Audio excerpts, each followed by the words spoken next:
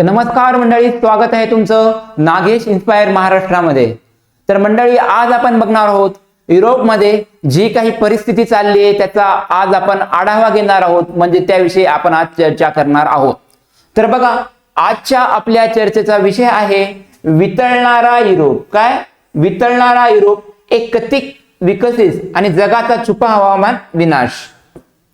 बघा, इथे आजचा आपला विषय आहे वितळणारा युरोप, एका कथित विकसित जगाचा छुपा हवामान विनाश, म्हणजे निसर्गाचा खेळ की ऐतिहासिक शिक्षा।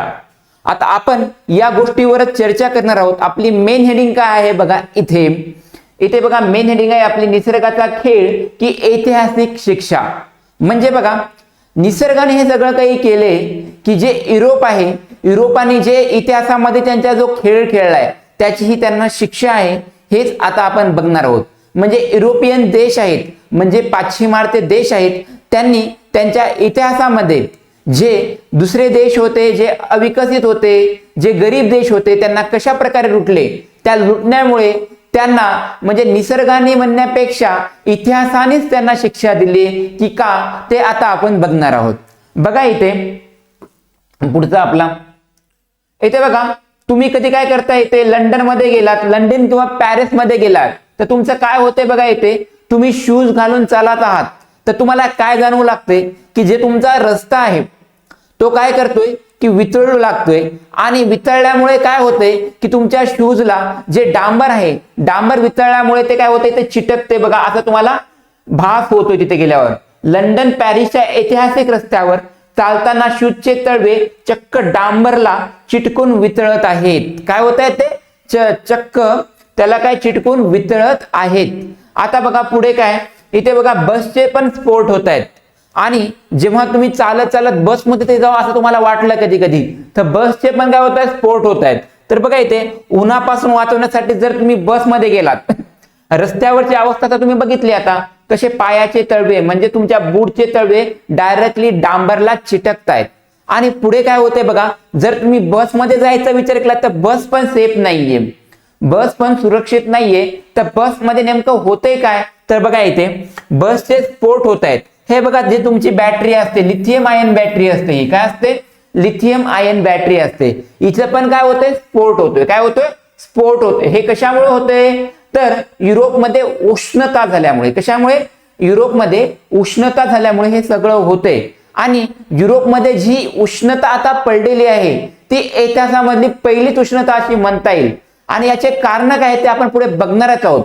बघा, इथे बस आहे, उन्हाळ्यात वाचवण्यासाठी बसमध्ये चढल्यावर अवघ्या 3 मिनिटात प्रवाशांना बाहेर काढावे लागते, आणि बसचा ड्रायव्हर म्हणतोय सगळेजण खाली उतरा, खाली उतरा। का उतरा म्हणतोय, तर बघा इथे छतावरील लिथियम आयन बॅटरी, काय छतावरील लिथियम आयन बॅटऱ्या ओव्हरहीट होऊन बस काय होत आहेत, तिथे पेट घेत आहेत। काय होत आहेत, पेट घेत आहेत।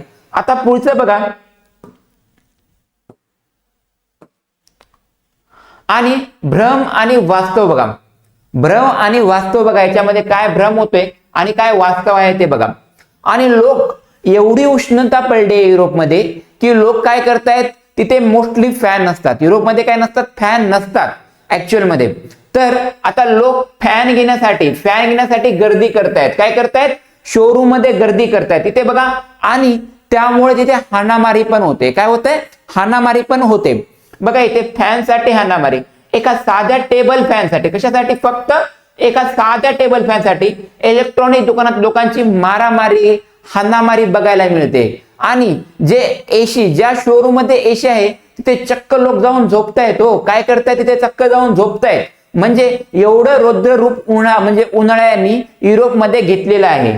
आता बघा, अवघ्या एका महिन्यामध्ये युरोपमध्ये किती लोकांचा मृत्यू झाला असेल विचार केलाय का तुम्ही, 1300 लोकांचा मृत्यू झालेला आहे। कशामुळे, तर उष्णतेमुळे। आपल्या भारतामध्ये जे लोक आहेत त्यांना उष्णतेशी जुळून घ्यायचं एक काय झालेलं आहे, सवय झालेली आहे।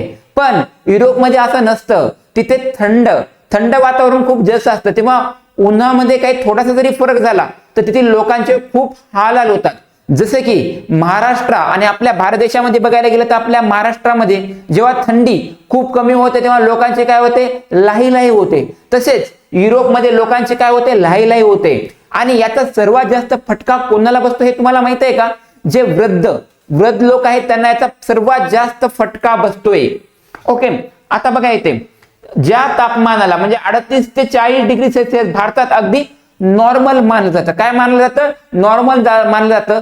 त्या उन्हामध्ये आपले शेतकरी लोक काम करतात. अशा उन्हामध्ये ह्या लोकांचे काय हाल होत आहेत बघा इथे. तिथे प्रगत युरोप मधले देश काय होतात, पत्त्याच्या बंगल्यासारखे ते काय होतात, कोसळत आहेत. कशासारखे? पत्त्याच्या बंगल्यासारखे कोसळून जात आहेत. या किती टेम्परेचरला? तर 38 ते 44 या तापमानाला. ओके, आता बघा पुढे. आता बघा आपण काय बघूया, म्हणजे युरोप मधल्या प्रत्येक देशामध्ये काय काय हाल होत आहेत हे जाणून घेऊया. आता बघा, आता याच्यामध्ये आपण जाऊया फ्रान्समध्ये. मेनली कुठे जाऊ आता आपण? फ्रान्समध्ये जाऊया. इथे बघा आपण फ्रान्समध्ये गेलोय. तर फ्रान्समध्ये काय होतात, जेव्हा उकाड्यामुळे नागरिक पोलिसांचे नियम तोडून कॅनॉल सेंट मार्टिनच्या दूषित पाण्यामध्ये पोहतायत. काय माहित आहे तुम्हाला? फ्रान्समध्ये एक ऐतिहासिक स्थळ आहे, त्याचं नाव काय आहे? Canal Saint Martin. लोकांना एवढा उकडा होतोय, म्हणजे एवढं त्यांचं अंग उकडून जाते की लोक चक्क ऐतिहासिक स्थान आहे त्या स्थानाचं नाव काय बघा? Canal Saint Martin.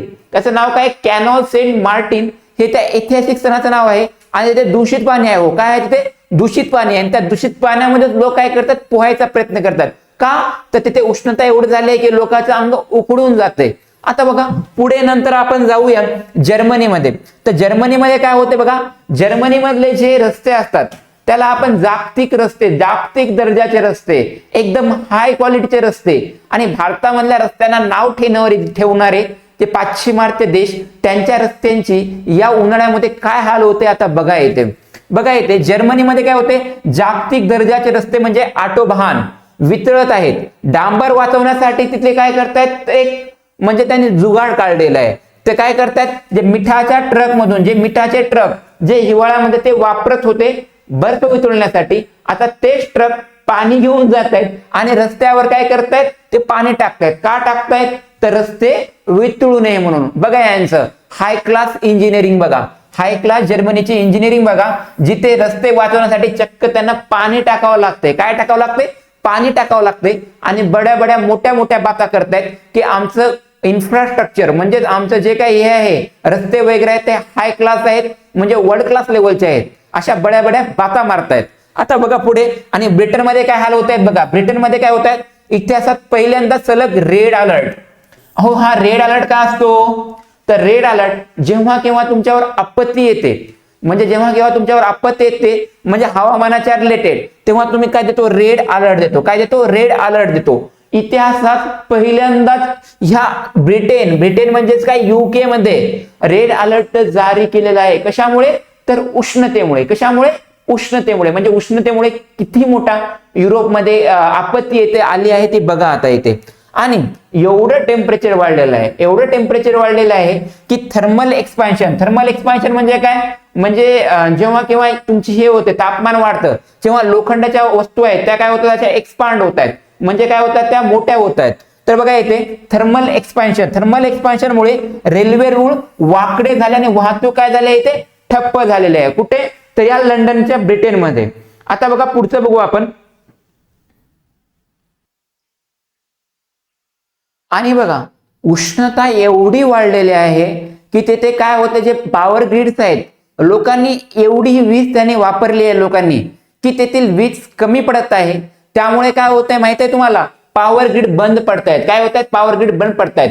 जेव्हा पॉवर ग्रिड फेल होत आहेत बघा इथे फ्रान्स आणि इटलीमध्ये एसी पंखे चालण्यासाठी विजेची अचानक काय झाली आहे? वाढ झाली आहे. ओके, उन्हाळा वाढला म्हणजे काय होणार? तुमचे पंखे आणि एसी खूप जास्त प्रमाणामध्ये तुम्ही काय करणार? वापरणार.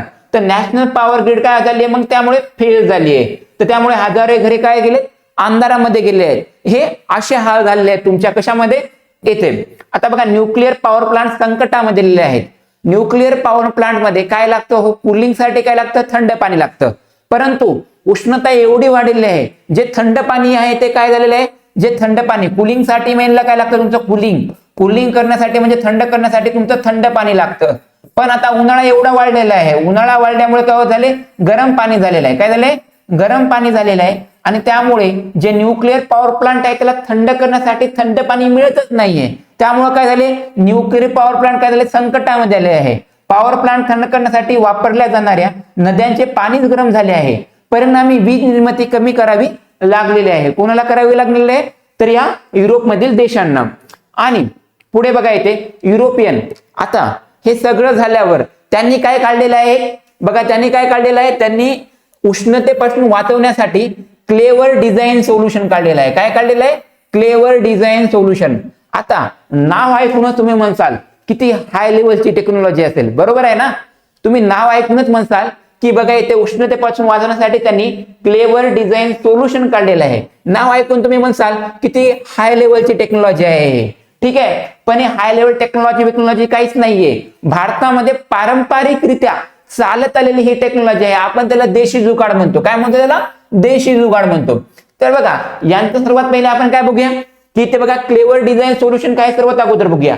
क्लेवर डिझाईन सोल्युशन बघा त्याने काय केलंय, क्लेवर डिझाईन सोल्युशनच्या नावाखाली तर युरोप मधला फ्रान्स मधील नॅन्स नावाचं शहर आहे. काय, नॅन्स नावाचं शहर आहे. तिथील महाशयांनी, तिथील लोकांनी काय केलंय बघा इथे, जे काही तुमच्या घरांची काचे आहेत, शाळांची काचे आहेत, त्याच्यावर काय केलेलं आहे, चॉक पावडर म्हणजेच काय, जे खडूचं पावडर आहे, कडूचं पावडर, त्याच्यामध्ये कॅल्शियम कार्बोनेट असतं, त्याच्यावर काय केलं त्यांनी लावलेलं आहे. असं लावलेलं आहे कॅल्शियम कार्बोनेट म्हणजे खडूचं पावडर असं लावलं. आणि कशासाठी लावलं, जर जे काही सूर्यप्रकाश येतो तो काय होणार, असा घरामध्ये नाही ना, तर असा रिफ्लेक्ट होणार. काय होणार, तो रिफ्लेक्ट होणार म्हणजे परावर्तित होणार. त्यासाठी त्यांनी हे चॉक पावडरचं म्हणजे क्लेवर डिझाईन सोल्युशन म्हणत ते काढलेलं आहे. परंतु त्यांनी हे काढलेलं सोल्युशन आहे म्हणजे ना, ते काय म्हणतात, क्लेवर डिझाईन सोल्युशन म्हणतात. तर हे देशी जुगाड आपल्या देशामध्ये काय पारंपरिकरित्या चालत आलेलं आहे. हजारो वर्षापासून आपले पूर्वज हेच गोष्टी वापरत आलेल्या आहेत.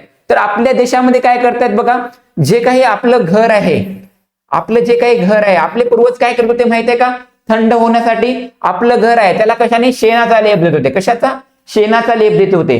त्यामुळे आपलं घर काय होत होतं, आतून थंड राहत होतं. काय राहत होतं, थंड राहत होतं. आणि तुम्ही बघितलं असेल जिथे राजस्थानमध्ये खूप काय असते, गरमी असते, तिथे लोक काय करतात माहितीये तुम्हाला, तिथले लोक तिथे काय करतात, राजस्थान मधले लोक काय करतात माहितीये का तुम्हाला, ज्यांचं घर आहे त्यांच्या घरावर ते निळा कलर लावतात. निळा कलर किंवा पांढरा कलर लावतात. ते एकदम निळा कलर लावायचं त्याच्या मागचं कारण काय हो, तर निळा कलर काय करतो, जे काही प्रकाश आहे त्याला काय करतो, परावर्तित करतो. काय करतो, रिफ्लेक्ट करतो. त्यामुळे घर काय राहतं, थंड राहतं. आणि बघा त्यांनी एक काहीतरी म्हणजे जुगाड काढला आणि त्याला नाव दिलं काय, क्लेवर डिझाईन सोल्युशन. आणि हेच सोल्युशन आपले पूर्वज वर्षानुवर्ष म्हणजे 1000 वर्ष झालं हे आपलेच पूर्वज काय करतात माहितीये का तुम्हाला, हे 1000 वर्ष झालं वापरत आहेत. आता पुढे बघा, उष्णतेचा सापळा. आता तुम्ही म्हणसाल की जे काही तुमचा युरोप आहे, युरोप अचानक एवढा उष्ण का झाला.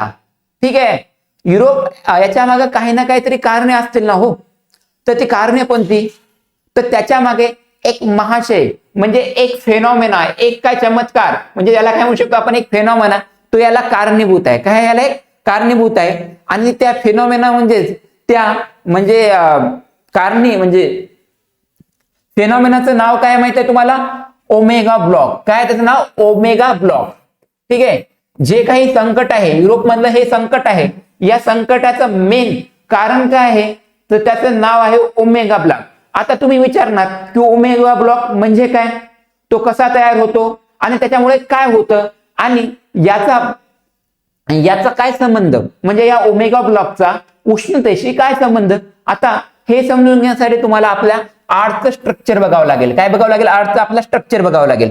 आता बघा आपलं विषुववृत्त आहे, विषुववृत्त म्हणजे काय, इक्वेटर आहे. ओके, इक्वेटरच्या वरती, इक्वेटरचं वरचं जे काही सरफेस आहे म्हणजे पृष्ठभाग आहे, पृष्ठभागाच्या वरती 2 ते 4 किलोमीटरवर एक वारे वाहतात. काय वाहतात, एक वारे वाहतात.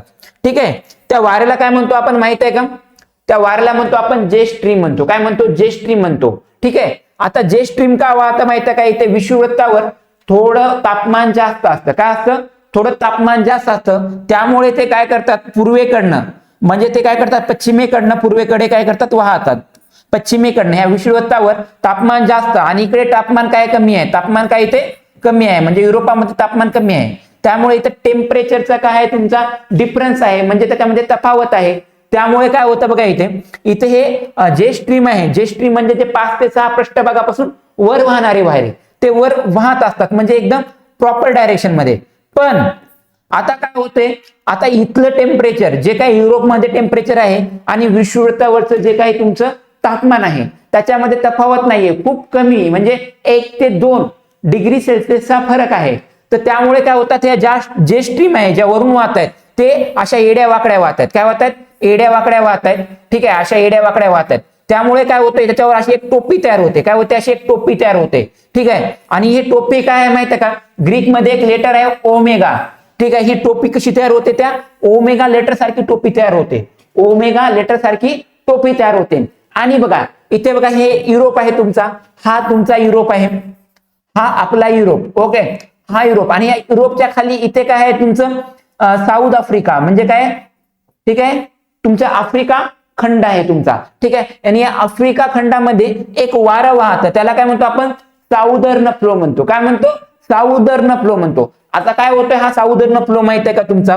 या बघा इथे या जे स्ट्रीममुळे काय झालंय बघा, या जे स्ट्रीममुळे, आता बघा या जे स्ट्रीममुळे नेमकं झालंय काय, तिथे टोपी तयार झाली. हे साऊदर्न फ्लो काय होते, या टोपीमध्ये जाते. काय होतं, या अशा टोपीमध्ये जाते आणि इथे काय करते, उष्णता तयार करते. काय करते? उष्णता तयार करते, म्हणजे इथल्या जमिनीला काय करते, ते गरम करते. काय करते? गरम करते. आणखी जमीन गरम झाल्यावर काय होणार, आणखी इथून वाफा सुटणार, अशा वाफा सुटणार, आणि त्यामुळे काय होतं, असे एक स्टीम तारक तयार होणार. काय होणार? स्टीम तारक तयार होणार. आणि बघा इथे वाफा तयार झाल्यामुळे काय होणार, हे स्टीम इथं तयार होणार या ओमेगामध्ये, म्हणजे या टोपीमध्ये, ओमेगा ब्लॉक मध्ये, म्हणजे या टोपीमध्ये काय होणार, आपल्या काय होणार, या वाफा तयार होणार. आणि त्यामुळे हे कशासारखं, प्रेशर कुकर सारखं काम करणार. काय करणार? प्रेशर कुकर सारखं. आता वरून बघा, या जे स्ट्रीम काय असतात, खूप स्ट्रॉंग असतात. जे तुमचं उष्णतेचं जे हे आहे, तुमच्या वाफा आहेत त्या काय व्हायला पाहिजेत, अशा निघून जायला पाहिजेत, तशा निघून जायला पाहिजेत. परंतु या जे स्ट्रीमचं झाकण, म्हणजे जे ओमेगा ब्लॉक काय आहे, त्या या गरम ज्या वाफा आहेत त्यांना काय करतं, हे खाली ढकलतं, असं खाली ढकलतं. त्यामुळे काय होतं, प्रेशर कुकर सारखं प्रेशर क्रिएट होतं. काय होतं? प्रेशर क्रिएट होतं. आणि जेव्हा केव्हा प्रेशर जास्त होतं, ठीक आहे, प्रेशर कुकर मध्ये प्रेशर जास्त होतं, तेव्हा काय होतं, तुमचं तापमान वाढतं. काय होतं? तापमान वाढतं. त्यामुळे आणखी तुम्हाला काय होतं, आणखी उष्णता तुम्हाला इथे जाणवू लागते. त्यामुळे युरोपमध्ये काय होते माहितीये का, त्यामुळे युरोपमध्ये तुमचं युरोप थंडच होत नाहीये. युरोप काय होत नाहीये? थंडच होत नाहीये. म्हणजे युरोपमध्ये आता उन्हाळा किती वेळासाठी असतो, म्हणजे 15 ते 16 घंट्याचा असतो. किती घंट्याचा असतो? 15 ते 16 घंट्याचा उन्हाळा असतो. 15 ते 16 घंट्याचा उन्हाळा म्हणजेच काय, दिवस असतो. ओके, 15 ते 16 घंटे असं प्रेशर कुकर सारखं झाकण तयार होते. आणि रात्र किती वेळाची राहते? फक्त 7 ते 8 घंट्याची रात्र राहते. ठीक आहे, त्यामुळे युरोप मधलं जे तापमान आहे, मिनिमम टेम्परेचर, म्हणजे किमान तापमान 26 अंशाच्या खाली जातच नाहीये. काय होत नाहीये? 26 अंशाच्या खाली ते तुमचं तापमान आहे, ते खाली जातच नाहीये. त्यामुळे युरोपमध्ये काय होते, तापमान असं वाढतच चाललेलं आहे. ओके, आता पुढे बघा, आपण ओमेगा ब्लॉक बघितला. ओके, आता ओमेगा ब्लॉक बघितला आपण. बघा आता ओमेगा ब्लॉक मुळे हीट तयार होते. ठीक आहे, आता भारतामध्ये नेमकं काय होतंय, जेव्हा केव्हा हीट होते आपल्या भारतामध्ये. ओके, आपल्या भारतामध्ये जेव्हा केव्हा उष्णता येते, तेव्हा उष्णता आल्यावर काय होतो, आपले घर कसे आहेत हे माहिती आहे. आपल्या घरामध्ये काय असतात, भरपूर अशा खिडक्या असतात, जे हवा असते ती काय असते, खेळती असते. परंतु युरोप मधले जे घर आहेत, म्हणजे युरोप या म्हणजे खंडामधले घर आहेत, त्यांच्या घरांची रचना कशी आहे, तर ती अशी घराची रचना आहे, ते घर काय बनते, ते घर नाही तर मृत्यूचं चेंबर बनते. काय बनते? मृत्यूचं घर बनते, म्हणजे मृत्यूचं चेंबर बनते. ते कशामुळे? तर युरोप हा मेनली कोणता आहे खंड, तर तो थंड खंड म्हणून ओळखला जातो. म्हणून तिथली घरांची रचना कशी असते, तर जे काही सूर्यप्रकाश आहे त्याला काय शोषून घेण्यासाठी तिथले घर बनलेले असतात. बरोबर आहे ना, तिथले घर उष्णतेला शोषून घेण्यासाठी बनलेले असतात. त्याच्यामध्ये जे काही हे असते, जे काही सूर्यप्रकाश येतो त्याला शोषून घेतात आणि घरामध्ये काय करतात, ते ट्रॅप करतात. परंतु या थंड याच्यामध्येच, थंड घरामध्ये काय झालेलं आहे आता माहित आहे, थंड घरामध्ये आता टेम्परेचर गेलेलं आहे किती, 40च्या वरती, किती 40 अंशाच्या वरती टेम्परेचर गेलेलं आहे. त्यामुळे काय होते, आता जे काही तुमची उष्णता शोषून घेतलेली आहे ती घरामध्येच राहते आणि हवा खेळती राहत नाही. त्यामुळे ते काय होते, तुमची उष्णता बाहेर निघतच नाहीये. त्यामुळे त्यांचं घर काय होते, मृत्यूचं चेंबर बनलेलं आहे, म्हणजे मृत्यूचं घर बनलेलं आहे. इथे बघा हे उष्णता आलेली आहे वरची, म्हणजे सूर्याची उष्णता आहे ती घरामध्येच राहते, म्हणजे बाहेर निघतच नाहीये. ठीक आहे. आता बघा इथे जाड विटांच्या भिंती, इन्सुलेटेड काचा आणि कमी खिडक्या, बाहेर तापमान 40च्या वर गेल्यावर ही एअर टाईट घरे सिमेंटच्या ओव्हन सारखे काम करतात. काय करतात? सिमेंटच्या ओव्हन सारखेच काम करतात, जिथे श्वास घेणे काय होते मग कठीण होऊन जाते. आता पुढे बघा, आता भारतामध्ये बघायला गेलं तर भारतातली घरं कशी असतात, भारतामधले लोक का सस्टेन करतात, भारतामधली घरं का सस्टेन करतात, तर भारतामध्ये बघा खिडक्या भरपूर असतात. काय असतात? अशा खिडक्या भरपूर असतात, म्हणजे मधामध्ये उष्णता, गरम उष्णता गेली तरी ती उष्णता काय होते, अशी बाहेर निघून येते, अशी बाहेर निघून येते. आणि याच्या उलट युरोप मधले घर बघा, इथे काय होतात, एक वेळ घरामध्ये उष्णता गेली तर तिथेच काय होते, साठवून राहते. काय होते, तिथेच ती साठवून राहते. आता बघा पुढचं, आणि त्यामुळे लोकांचे खूप काय झालेत, हाल झालेले आहेत. ओके. आणि आता बघायला गेलं तर काय, आता युरोपमध्ये एसी डेफिशिएट आहे. काय, जी एसी असते म्हणजे एअर कंडिशनर असतं त्याचं डेफिसिएट म्हणजे काय, त्याची कमतरता आहे. काय कमतरता आहे, युरोपमध्ये एसीची ठीक आहे तरता आहे, युरोपमध्ये एसीची काय कमतरता आहे. आता बघा तुम्ही अमेरिकेचं उदाहरण घ्यायला गेलं, अमेरिकेमध्ये 90% घरामध्ये एसी आहे. किती? 90% घरामध्ये एसी आहे. पण या उलट तुमचं हे आहे, ठीक आहे, 20%, म्हणजे युरोपमध्ये फक्त 20% लोकांकडे काय एसी आहे. ओके. आता बघा युरोप फक्त 20% घरामध्ये एसी, वीज महाग असल्यामुळे पंखे चालवणं काय होतं, इथे कठीण होतं. आणि याचा सर्वात मोठा फटका जे श्रीमंत लोक आहेत त्यांना नाही बसत, याचा सर्वात मोठा फटका बसतो. खरंच असं म्हटलं जातं, जेव्हा पर्यावरणाचा ऱ्हास होतो तेव्हा फक्त आणि फक्त त्याचा जे काही परिणाम आहे तो फक्त आणि फक्त मिडल क्लास आणि लो लेवल क्लास लोकच काय करतात, अनुभवतात. आणि जे श्रीमंत लोक असतात ते तर कसे पण सोल्युशन काढतात, त्यांच्याजवळ अमाप पैसा असतो, त्यामुळे त्यांचं म्हणजे जे काही तुमचं क्लायमेट चेंज आहे त्याचा तेवढा त्यांच्यावर काय होत नाही, फरक जाणवत नाही. आता बघा डेमोग्राफिक ट्रॅजेडी पण बघा. ओके. डेमोग्राफिक ट्रॅजेडी पण बघा. आता युरोपमध्ये 1300 लोकांचा मृत्यू झाला. किती लोकांचा? 1300 लोकांचा मृत्यू झाला. आणि त्यामध्ये 85% काय होते, वृद्ध लोक होते. 85% काय होते, वृद्ध होते. काय होते, वृद्ध लोक होते. काय होती, 85% वृद्ध लोक होती. ओके. डेमोग्राफिक ट्रॅजेडी बघा, मृत्यू झालेल्या 1300 पैकी 85% लोक हे काय होते, वृद्ध होती, म्हणजे ज्यांचे वय 60 वर्षापेक्षा जास्त होते. आणि बघा भारतामध्ये काय असतं ना, भारतामध्ये काय असतं, जॉईंट फॅमिली असते, म्हणजे एकत्रित कुटुंब असतं. पण युरोपमध्ये काय असतं, ते म्हणजे न्यूक्लिअर फॅमिली असते. न्यूक्लिअर फॅमिली म्हणजे काय, एकल, म्हणजे एकटच, म्हणजे एक माणूस एक बाई एवढंच त्या फॅमिलीमध्ये राहणार, म्हणजे त्या कुटुंबामध्ये फक्त दोघा किंवा तिघाचीच फॅमिली असते. आणि जे मुलं असतं ते मुलं पण त्या आईबापाकडे राहत नाहीत, त्यामुळे सर्वात जास्त फटका हा वृद्ध लोकांना तिथे बसतो. आणि त्यामुळे उष्णतेमध्ये आता कोणाचे हाल होत आहेत सर्वात जास्त, तर वृद्ध लोकांचे होत आहेत. कोणाचे होत आहेत, वृद्ध लोकांचे होत आहेत.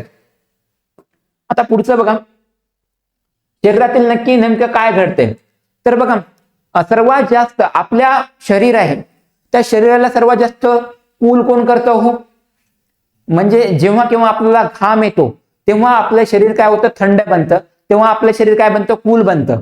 तर बघा इथे घाम, ठीक आहे, घाम, प्रचंड उष्णते शरीर स्वतःला थंड करण्यासाठी घाम गाळतो. काय करतो, घाम गाळतो. आता इथे बघा डिहायड्रेशन होते, म्हणजे जे म्हातारे माणसं आहेत, म्हातारे वृद्ध लोक आहेत, तिथे त्यांचं काय होतं, डिहायड्रेशन होते. वृद्धत्वामुळे सिस्टीम कमकुवत असल्याने नकळत शरीरातील पाणी संपते. काय होते, शरीरातील पाणी संपते. आता पंप बिघडतो. काय होतो मग, तो पंप बिघडतो. घामावाटे सोडियम आणि पोटॅशियम बाहेर पडल्याने, घामावाटे काय होतं, सोडियम आणि पोटॅशियम काय होतं, बाहेर पडतं. आणि सोडियम पोटॅशियम पंप फेल होतो. सोडियम पोटॅशियम फेल काय होतो, पंप फेल होतो. त्यामुळे शांत मृत्यू होतो. काय होतो, शांत मृत्यू होतो, म्हणजे रक्तदाब कमी होतं, चक्कर येतं, एकांकात अवयव काय होतात, निकामी होतात म्हाताऱ्यामध्ये. कारण इथे काय फॅमिली कशी आहे, कुटुंब कसं आहे, एकलपायी आहे. म्हणजे काय, एक नवरा एक बायको, आणि बायको मेली तर मग एकटा नवराच राहणार, मुलंही जवळ राहत नाहीत. त्यामुळे इथे म्हाताऱ्या लोकांचे हाल झालेले आहेत. आता पुढे बघा, जागतिक मीडियाचा दुपट्टीपणा बघा, जागतिक मीडियाचा दुपट्टीपणा. ओके. आता बघा ही आपत्ती युरोपमधील देशामध्ये आली तेव्हा ते काय म्हणतात, निसर्गाचा कोप म्हणतात. काय म्हणतात, निसर्गाचा कोप म्हणतात. परंतु हीच आपत्ती जर भारतामध्ये आली असती, हीच आपत्ती जर पाकिस्तानमध्ये आली असती, हीच आपत्ती जर एशियन कंट्रीजमध्ये म्हणजेच काय आपल्या ज्या आशियाई देशामध्ये आली असती किंवा आफ्रिकन देशामध्ये आली असती, तर हेच युरोपचे मीडियावाले लोक असते तर ते काय म्हणले असते हो, म्हणजे सिस्टीमचं फेल्युअर आहे, इथे खूप जास्त भ्रष्टाचार होतो, इथल्या लोकांनी काय केले, पर्यावरणाला खूप ऱ्हास केलेला आहे, अशा गोष्टी बोलतात. आणि इथे म्हटलं जेव्हा युरोपमध्ये संकट येतं तर तेव्हा काय म्हणतात तेव्हा म्हणतात की हे काय निसर्गाचा कोप आहे. काय निसर्गाचा कोप आहे. जेव्हा भारतात उष्णता असते किंवा विकसनशील देशामध्ये उष्णता कोलमडते तेव्हा प्रशासनाला अक्कल नाही असं बोलतात. काय म्हणतात, प्रशासनाला अक्कल नाही, प्रशासनाला अक्कल नाही असं म्हणतात. पायाभूत सुविधा या देशामध्ये काही नाही, पायाभूत सुविधा बोगस आहे त्या देशामध्ये असं म्हणतात. ठीक आहे. आणि संस्कृतीला दोष देतात. काय करतात, संस्कृतीला दोष देतात. ओके. आणि बघा जेव्हा इथे होतं आपत्ती येतं, जेव्हा युरोपमध्ये उष्णता असते, युरोपियन नागरिक उष्णतेवर मात करण्यासाठी कल्पक मार्ग शोधतात. काय करतात, कल्पक मार्ग शोधतात आणि काय म्हणतात, निसर्गाचा अभूतपूर्व कोप आहे असं म्हणतात. ओके. आणि इथेच बघा भारताचा रस्ता जर वितळला असता, जसं की जर्मनीचा रस्ता वितळलेला आहे, तेव्हा हे लोक याच्यावर काही बोलत नाहीत. जेव्हा भारताचा रस्ता वितळला असता तर भारताने काय म्हटलं असतं, भारताच्या ज्या काही पायाभूत सुविधा आहेत त्या काय निकृष्ट दर्जाच्या आहेत, म्हणजे भारतामधली इंजिनिअरिंग आहे त्यांच्यावर 1000 नाव बोटे यांनी ठेवले असते. आता पुढचं बघा, स्वर्गाचा भ्रमनिरास. बघा स्वर्गाचा भ्रमनिरास. आता बघताय तुम्ही जे काही आपल्या भारतामधले किंवा एशियन कंट्रीज आहेत, म्हणजे एशियामधल्या कंट्री आहेत, तिथल्या तरुणांना काय वाटतं हो, की आम्ही शिकावं, या देशामध्ये खूप मोठं व्हावं आणि मोठं होऊन काय व्हावं, तिकडे पाश्चात्य देश आहेत तिकडे जाऊन सेटल व्हावं. परंतु या लोकांना तेथील ही सत्य परिस्थिती आठवत नाही. बघा इथे हा काच आहे, त्याने त्या काचामध्ये बघितलेला आहे तर युरोपचा आरसा हा काय झालेला आहे, फुटलेला आहे. काय झालेला आहे, फुटलेला आहे. त्याच्यावर तडे पडलेले आहेत आरशाचे. म्हणजे तिथील निसर्ग हा पण काय झालेला आहे, खूप झालेला आहे. तिथील निसर्गामध्ये पण काय नाहीये, जे काही तुम्ही तिथे म्हणता की खूप थंडावा आहे, गारवा आहे, खूप असं प्लीझंट वेदर आहे. काय शब्द वापरता, प्लीझंट वेदर. पण तुम्ही जेव्हा इथे बघता तर तेव्हा तुम्ही युरोपमध्ये जाता, तिथली परिस्थिती बघता तर तुमचा तिथे भ्रम निराश होतो.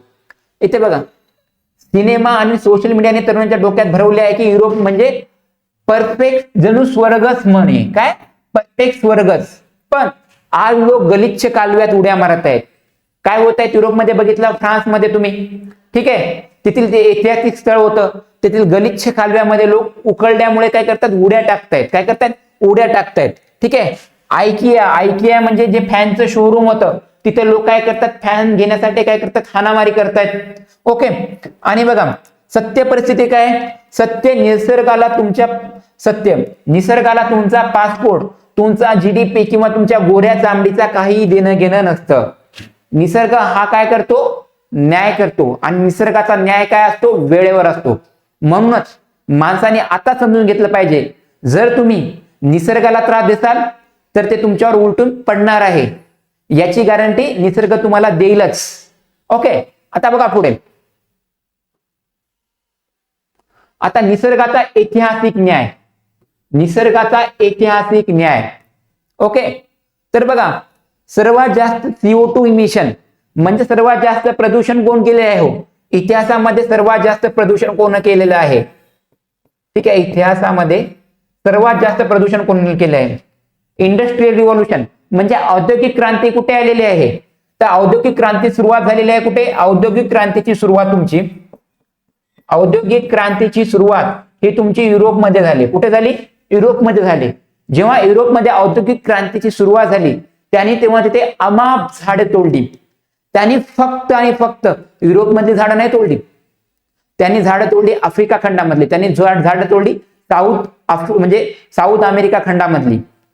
ठीक आहे. म्हणजे दक्षिण अमेरिकेमधली पण त्यांनी झाडं तोडली, ब्राझीलची त्यांनी झाडं तोडली, भारतामधली त्यांनी झाडं तोडली, एशियामधल्या देशामधली.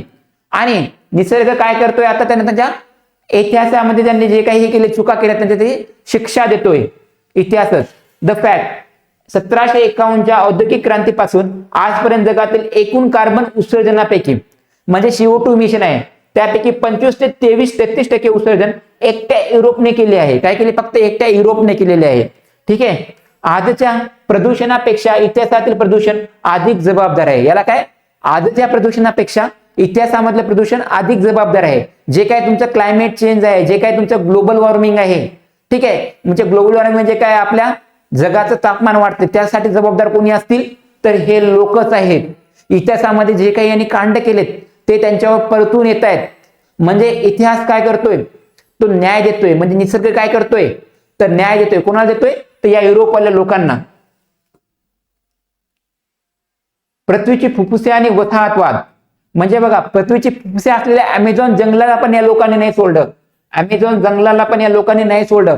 तिथे पण त्यांनी तिथे लचके काढलेले आहेत. त्या जंगलाचे पण काय केले? लचके काढलेले आहेत. हजारो लाखो झाड असे तोडलेले आहेत त्या लोकांनी. आणि बघा, निसर्ग हा कधीच उष्ण ठेवत नाही. त्याची तो परतफेड करत असतोच. आणि ती परतफेड आता तुम्हाला दिसून येते. निसर्गाचा पोएटिक जस्टिस. ठीक आहे. निसर्गाचा पोएटिक जस्टिस काय आहे बघा. ओके. ज्या आफ्रिकेला युरोपियन देशांनी गुलाम बनवलं, संपत्ती लुटली आणि शोषण केलं, आज त्याच आफ्रिकेची सहारा वाळवंटातील अत्यंत उष्ण हवा युरोपच्या डोक्यावर, ठीक आहे, काय म्हणता याला, जळणारा मुकुट बनून काय केली आहे? बसली आहे. हा निसर्गाचा न्याय आहे. निसर्गाचा न्याय आहे. बघा आता हा काय आहे? निसर्गाचा न्याय आहे.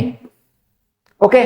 आता बघा, जे काही तुमचे आफ्रिका खंड आहे, ओके, आफ्रिका खंडामधली जी हवा आहे, कारण का? आता युरोप मधल्या देशांनी ज्या आफ्रिकाच्या म्हणजे गरीब देशाला काय केलं होतं? लुटलं होतं. ठीक आहे. आता तेच काय करते? इथे त्यांना न्याय मिळतोय. पोएटिक जस्टिस म्हटलेलं आहे त्यांनी. ठीक आहे. त्याच आफ्रिकेमधील सहारा वाळवंटामधली जी उष्ण हवा आहे, ती उष्ण हवा काय होते? इथे युरोपमध्ये घुसते आणि त्यापासून काय बनतोय? जळणारा मुकुट बनतोय. हा बघा, इथे जळणारा मुकुट बनलेला आहे तुमचा. ठीक आहे. म्हणजे न्याय काय होतोय? हा तुमचा निसर्गाचा न्याय होतोय. इतिहासाचा पण न्याय होतोय. हा केवळ उन्हाळा नाही, तर संपूर्ण मानवजातीसाठी लाल कंदील आहे. काय आहे? लाल कंदील आहे. आता राहिली गोष्ट, आपण फक्त युरोप वर काय करू शकत नाही? आपण बोट दाखवू शकत नाही. कारण ही पृथ्वी कोणाची आहे? आपल्या सगळ्यांची आहे. आणि जर पृथ्वीला वाचवायचं असेल तर आपण सगळ्यांनी, म्हणजे आपल्याला ना देश ना प्रांत, ठीक आहे, याचा विचार न करता आपल्याला कशाचा विचार करावा लागणार आहे? आपला पूर्ण एका आपल्या पृथ्वीचा विचार करावा लागणार आहे. तेव्हा जाऊन आपण काय करणार? जगणार. नाहीतर आपली हाल पण काय होणार आहे? ग्लोबल वॉर्मिंगमुळे आपली हाल पण काय होणार आहे? आपली हाल पण जे डायनासोर आहे त्यांच्यासारखी होणार आहे. आणि त्याला वेळ लागणार नाहीये. आपण हजारो वर्ष जास्त जगण्याऐवजी आपण काय करणार आहोत? 100 वर्ष जगणार आहोत. कशामुळे? तर ग्लोबल वॉर्मिंगमुळे. आता बघा, काय ते थ्वाइट्स ग्लेशियर. थ्वाइट्स ग्लेशियर काय आहे? तर ब्रिटनच्या आकारा एवढा मोठा अंटार्क्टिक मधील बर्फ समुद्राचे गरम पाणी आत पोखरत आहे. ठीक आहे. आता इथे काय होतं? समुद्राचे गरम पाणी आहे. हे काय होते? हे काय तुमचे थ्वाइट्स ग्लेशियर आहे. यामध्ये समुद्राचं गरम पाणी येते आणि त्यामुळे काय होते? हे ग्लेशियर काय होते? तुमचं काय होते? तर ग्लेशियर वितळते. आता तुम्ही म्हणसाल की हे ग्लेशियर वितळल्याने काय फरक पडेल? हे थ्वाइट्स ग्लेशियर जर वितळलं तर मुंबई, लंडन सारखे शहर काय होणार? पूर्ण पाण्याखाली जाणार. काय होणार? पूर्ण पाण्याखाली जाणार. बघा, इथे दिलं पण असेल, जागतिक संकटे अमेझॉन आणि कोरड्या नद्या. अमेझॉनची जंगले, जी जंगले पृथ्वीला 20% ऑक्सिजन द्यायची, ती बेसुमार कटिंग आणि आगीमुळे आता कार्बन सोकण्याऐवजी कार्बन सोडू लागली आहेत. ठीक आहे. ज्या काही आपल्या कर्म आहेत, जे काही आपले काय कर्म आहेत, ते कर्म आपल्यावर उलटून येत आहेत. म्हणजे मनुष्याने जे काही हे केल्यात, चुका केल्यात, त्याच्या कर्माचे फळ मनुष्याला आता भोगतायत. बघा, इथे अमेझॉन जंगलामध्ये काय होते? आग लागते. ठीक आहे. लाखो एकर जंगल काय होत आहेत? आपले काय होत आहेत? तर ऱ्हास होत आहेत. जो अमेझॉन जंगल आपल्याला ऑक्सिजन द्यायचा, तोच अमेझॉन जंगल कार्बन डायऑक्साईड शोषून घ्यायचा. आता तोच अमेझॉन जंगल काय करतोय? तुमचा कार्बन डायऑक्साईड काय करतोय? उत्सर्जन करतोय, म्हणजे बाहेर टाकतोय. बघा, युरोपच्या नद्या, आता युरोपमध्ये एवढा उन्हाळा आलेला आहे की युरोपच्या नद्यामध्ये काय झालेलं आहे? इथे बघा, युरोपच्या नद्या, युरोपच्या संस्कृतीचा कणा असलेल्या राईन आणि लोअर आणि पो नद्या पूर्णपणे काय झाल्या? तुमच्या कोरड्या झालेल्या आहेत. काय झाल्या आहेत? पूर्णपणे कोरड्या झालेल्या आहेत.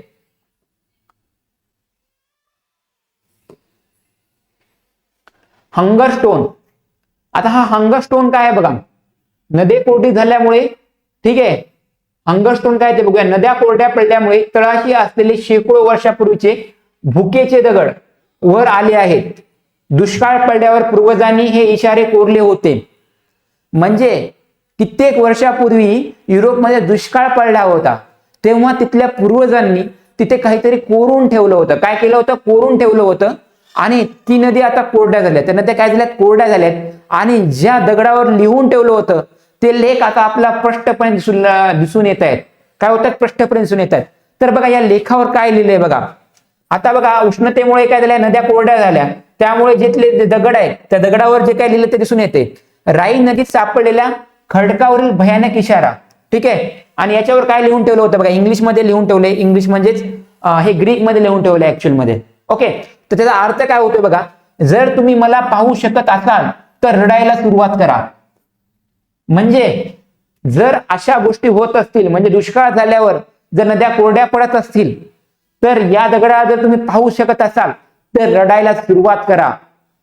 रडायला सुरुवात करा म्हणजे काय हो, म्हणजे काय, तर पर्यावरणाचा ऱ्हास झालेला आहे, म्हणजे काही ना काहीतरी मोठी आपत्ती येणार आहे. येथे पूर्वजांनी इशारा देऊन ठेवलेला आहे. आता पुढे बघा, कोणतीही इस्केप विंडो शिल्लक नाही. कोणतीही इस्केप विंडो शिल्लक नाहीये, ठीक आहे. तरुणांचे स्वप्न असते की इथल्या सिस्टीमच्या त्रासातून वाचून युरोप किंवा अमेरिकेत सेटल व्हायचे. आता बरेच आपले भारतामधले किंवा एशियाच्या कंट्री आहेत, तिथल्या तरुणांचे स्वप्न काय असते, इथल्या सिस्टीमला कंटाळून युरोप किंवा अमेरिकेत सेटल व्हायचं. पण पॅरिसमध्ये 45 डिग्री टेम्परेचर होणार आहे तुमचं, 45 अंश टेम्परेचर होणार आहे. आणि मुंबईमध्ये पण काय तुमचे 45 डिग्री टेम्परेचर होणार असेल, तर परदेशी पासपोर्टचा काय उपयोग. म्हणजे तुम्ही तिथे कशासाठी जाता? थंड हवा खाण्यासाठी. तर तिथे जाऊन काय फायदा? इथे पण ते 45 डिग्री टेम्परेचर आहे, 45 सेल्सिअस टेम्परेचर इथे पण आहे अंश, आणि तिथे पण 45 अंश काय तुमचं टेम्परेचर असेल, तर तिथे जाऊन काय फायदा आहे. आणि तिथे काय होते, जिथे घर मृत्यूचे चेंबर बनत आहेत आणि रस्ते वितळत आहेत, तिथे जाऊन काय फायदा. आपण कशासाठी जातो? तर बेटर क्वालिटी ऑफ लाईफ मिळण्यासाठी. आपण युरोपमध्ये कशासाठी जातो? तर बेटर क्वालिटी ऑफ लाईफ मिळण्यासाठी. आणि जर तिथे पण हेच हाल होत असतील तर तिथे जाऊन फायदा काय आहे? बरोबर आहे ना. म्हणजे आपण काय होत आहोत, म्हणजेच आपण एका जहाजाचे प्रवासी आहोत. याचा अर्थच काय आहे? पर्यावरण हे सगळ्यांसाठी सारखं आहे. याचा अर्थ असा नाहीये तुम्ही युरोपमध्ये काय करतायत, उत्सर्जन करतायत, म्हणजे तुम्ही प्रदूषण करतायत, तर त्याचा परिणाम फक्त आणि फक्त युरोपवर होईल. किंवा तुम्ही प्रदूषण भारतामध्ये करतायत, याचा अर्थ असा नाही की त्याचा परिणाम फक्त आणि फक्त कशावर होणार आहे? भारतावर होणार आहे. तर हा पूर्ण परिणाम आपल्या पृथ्वीवर होणार आहे. म्हणजे सगळेजण आपण काय आहोत? एका जहाजाचे प्रवासी आहोत. हे सगळ्यांनी लक्षात ठेवलं पाहिजे. आणि इथे कोणताही इस्केप विंडो नाहीये. जसं की तुम्ही भारतामध्ये काही आपत्ती आली असेल तर तुम्ही युरोपमध्ये जाऊ शकतो, ठीक आहे. तसं जर पृथ्वीवर एखादी आपत्ती आली तर इथे इस्केप विंडो म्हणजे बाहेर निघण्याचा मार्ग नाही आहे, ठीक आहे. तुम्हाला राहावं लागणार आहे फक्त पृथ्वीवर. यासाठी तुम्ही आताच विचार केला पाहिजे, एक सुजाण नागरिक म्हणून, एक पृथ्वीचा रहिवासी म्हणून जेवढं होईल तेवढं आपल्या पृथ्वीला वाचवण्याचं कर्तव्य हे आपलं आहे. जर आपण असा विचार करत राहू की माझ्या एकट्याने काय होणार आहे, माझ्या एकट्याने काय होणार आहे, असं प्रत्येकाने विचार केला तर पृथ्वीचा ऱ्हास व्हायला काहीही वेळ लागणार नाही आहे. आता वेळ आपली आहे. आता वेळ कोणाची आहे? आपली आहे. तर आपण काय करू शकतो? तर आपण आपल्या या पृथ्वीला वाचवण्यासाठी फक्त आणि फक्त, आता हे उष्णतेचं संकट फक्त युरोपवर नाहीये, तर हे उष्णतेचं संकट संपूर्ण जगावर आहे. आज युरोप होरपळतोय, उद्या भारत होरपेल, परवा साऊथ आफ्रिका, ठीक आहे, तेरवा काय होईल, जे काय तुमचा अमेरिका आहे तो होरपळेल. त्यासाठी आपण स्वतः काय करू शकतो बघा, इथे ऊर्जा शक्य तिथे घराला सोलार पॉवर शिफ्ट करा. ओके, कचरा मुक्ती, प्लास्टिकचा वापर कमी करा आणि ओल्या कचऱ्याचे घरात काय करा, कंपोस्टिंग करा. निसर्गाचे आपण काय करू, अवतीभोवती झाडे लावून काय करू, रक्षण करू. काय करू? रक्षण करू. आणि जेवढं होईल तेवढं आपण प्रदूषण काय करू, टाळू, जेणेकरून आपण आपल्या पृथ्वीला वाचवू शकू. तर पुढचं बघा,